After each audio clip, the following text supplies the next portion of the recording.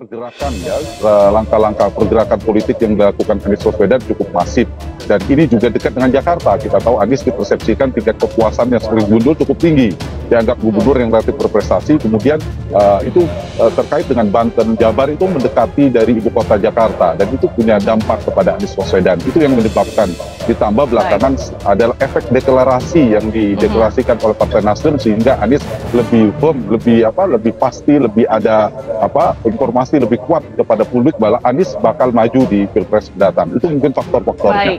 Yang satu lagi tadi Eva menanyakan tentang hotel effect ya.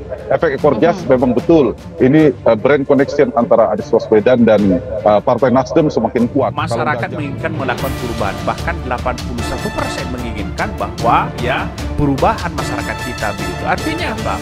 Artinya yang tepat gagasan itu adalah berkaitan dengan apa yang dilakukan visi dan misi Anies Baswedan.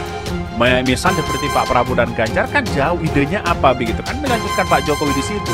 Sedangkan rezim sekarang gimana? Ketika kita memasuki sebuah kontestasi, gagasan, ide, dan rekam jejak, nah ini harus tambahkan.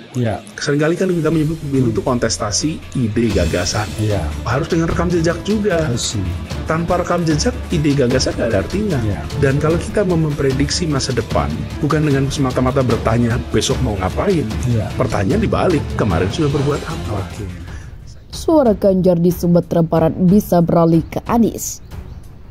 Indonesia melakukan simulasi head-to-head bakal calon Presiden Anies Baswedan dan Prabowo Subianto di Sumatera Barat.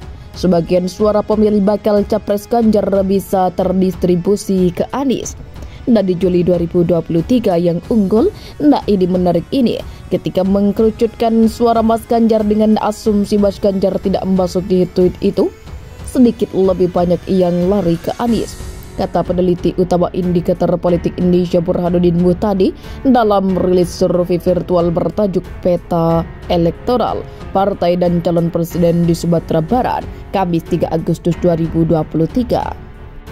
Pada survei terakhir, Anies mendapat 42,3% dan Prabowo 49,2%, sedangkan 8,5% belum menjawab.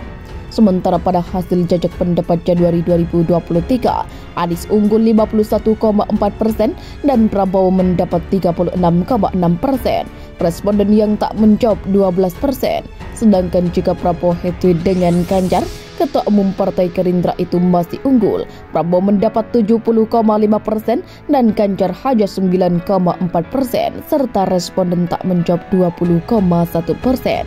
Sementara pada survei Januari 2023, Prabowo mendapat 60% dan Ganjar 14,5%, lalu 25,4% responden tak menjawab.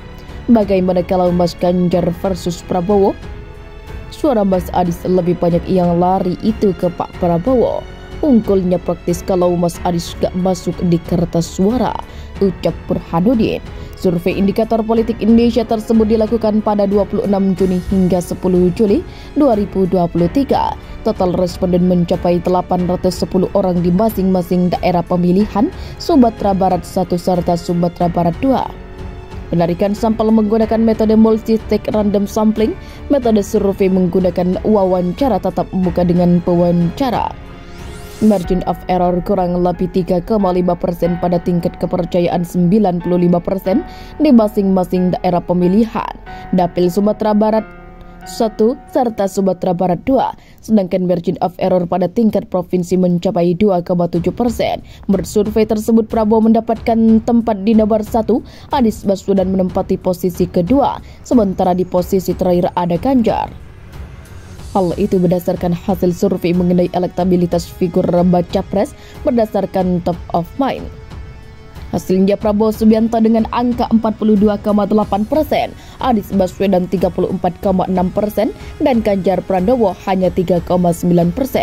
Pertarungan di Sumbar hanya Pak Prabowo dan Anies, Ganjar keteteran, kata Direktur Eksekutif Indikator Politik Indonesia Burhanuddin Muhtadi dalam paparannya secara daring Kamis 3 Agustus 2023 dilansir dari suara.com.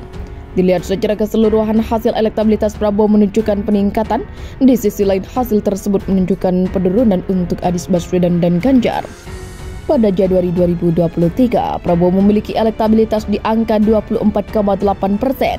Kemudian di bulan Juli kemarin naik sampai dengan angka 42,8%. Sementara Anies mengalami penurunan dari 37% pada Januari 2023 menjadi 34,6% pada Juli 2023. Terakhir Ganjar dari 4,9% menjadi 3,9%.